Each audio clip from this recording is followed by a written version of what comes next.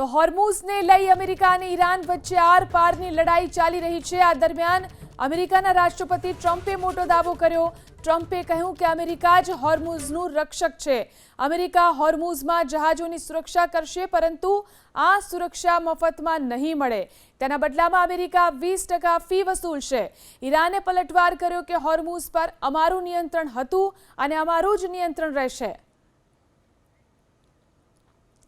તો અમેરિકન રાષ્ટ્રપતિ ડોનાલ્ડ ટ્રમ્પે ઈરાનને અત્યાર સુધીની સૌથી મોટી અને સીધી સૈન્ય ધમકી આપી છે। ટ્રમ્પે ઈરાનના સૌથી સુરક્ષિત અને અત્યંત ગુપ્ત પરમાણુ ઠેકાણા પિકેક્સ માઉન્ટને સંપૂર્ણપણે નેસ્તનાબૂદ કરવાની ખુલ્લી ચેતવણી આપી।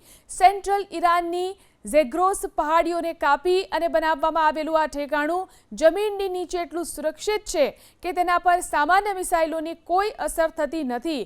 ટ્રમ્પે ધમકી આપી કે આ વખતે ઈરાન વિરુદ્ધ અમેરિકન સેનાનું એક્શન માત્ર 1-2 દિવસનું નહીં, પરંતુ આગામી 2 થી 3 અઠવાડિયા સુધી ચાલુ રહી શકે છે। હુમલાઓ વચ્ચે ટ્રમ્પે ઈરાન પર ફરી નિશાન સાધ્યું કે ઈરાને અત્યાર સુધી ઘણી વખત કરારો કર્યા અને દરેક વખત તેને તોડ્યા। ટ્રમ્પે આરોપ લગાવ્યો કે ઈરાને તેમના નાગરિકો સહિત કેટલાય નિર્દોષ લોકોના જીવ લીધા। તેમણે એવો પણ દાવો કર્યો કે તેમના કાર્યકાળમાં ઈરાન આવી મનમાની નહીં કરી શકે।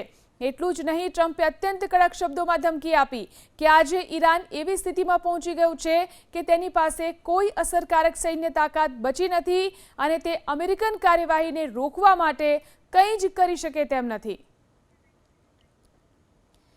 તો ઈરાન સાથે યુદ્ધ વચ્ચે અમેરિકાની મોટી જાહેરાત। ઈરાન પર ફરી લગાવાશે નૌસેનાની નાકાબંધી। આજે રાત્રે 1:30 થી આ નાકાબંધી લાગશે। અમેરિકાની ચેતવણી કે જો ઉલ્લંઘન થશે તો હુમલો કરવામાં આવશે। તો ઈરાન સાથે યુદ્ધ વચ્ચે અમેરિકાએ આ મોટી જાહેરાત કરી છે। ઈરાન પર ફરી નૌસેનાની નાકાબંધી લગાવવાની જાહેરાત કરવામાં આવી છે। આજે રાત્રે 1:30 વાગ્યાથી આ નાકાબંધી લગાવવામાં આવશે। અમેરિકાએ ચેતવણી આપી છે કે જો ઉલ્લંઘન કરશો તો હુમલો થશે।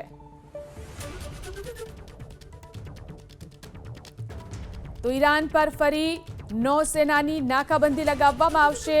આ જાહેરાત કરી છે અમેરિકાએ। ઈરાન પર ફરી લગાવવામાં આવશે નૌસેનાની નાકાબંધી। આજે રાત્રે 1:30 વાગ્યાથી આ નાકાબંધી લાગશે તેવી જાહેરાત અમેરિકાએ કરી છે। આ સાથે જ અમેરિકાએ એવી પણ ચેતવણી ઉચ્ચારી છે કે જો તેનું ઉલ્લંઘન કરવામાં આવશે તો અમેરિકા મોટો હુમલો કરશે। તો હુમલા વચ્ચે ઈરાન પર ટ્રમ્પે નિશાન સાધ્યું। ઈરાને નિર્દોષોનો જીવ લીધો। ટ્રમ્પે કહ્યું ઈરાને 52,000 પ્રદર્શનકારીઓને માર્યા। ઈરાન હવે કોઈને પણ નહીં મારી શકે। તો ટ્રમ્પ સતત ધમકીઓ આપી રહ્યા છે અને ઈરાન પર નિશાન સાધી રહ્યા છે। તેમણે કહ્યું ઈરાને નિર્દોષોનો જીવ લીધો છે। ઈરાને 52,000 પ્રદર્શનકારીઓને માર્યા છે અને હવે ઈરાન કોઈને નહીં મારી શકે।